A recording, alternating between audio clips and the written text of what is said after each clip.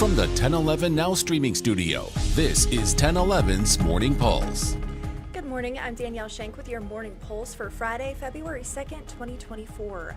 A tow truck driver's quick thinking along Highway 2 near Dunbar saved not only his truck but a few other cars when he noticed smoke coming from the truck he was hauling. The Missouri trucker says he couldn't put out the flames, so he quickly unloaded the trailer before firefighters arrived. Authorities say he only suffered slight burns to his hands. In crime news, Anthony Olderbach will spend at least the next decade behind bars after ramming a police car during a wild chase in 2022.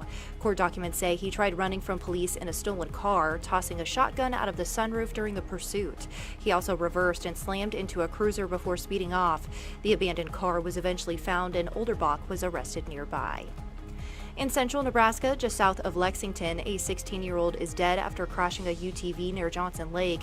The Gosper County Sheriff's Office says the teen was driving a side-by-side Wednesday night when it flipped. Authorities say he was thrown from the UTV and was not wearing a seatbelt or a helmet. An autopsy has now been ordered.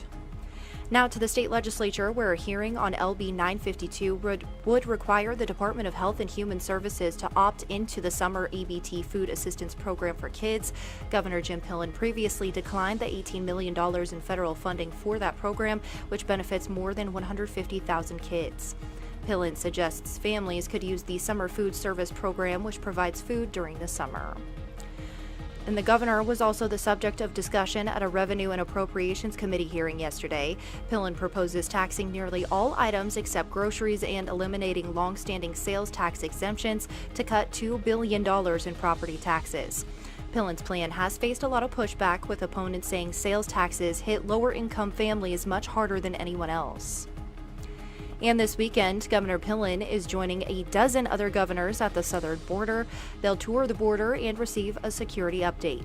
Last summer, more than 60 members of the Nebraska National Guard helped Texas authorities detain migrants crossing the border.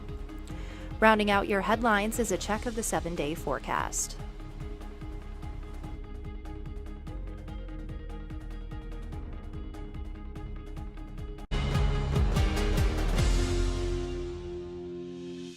You've been listening to 1011's Morning Pulse.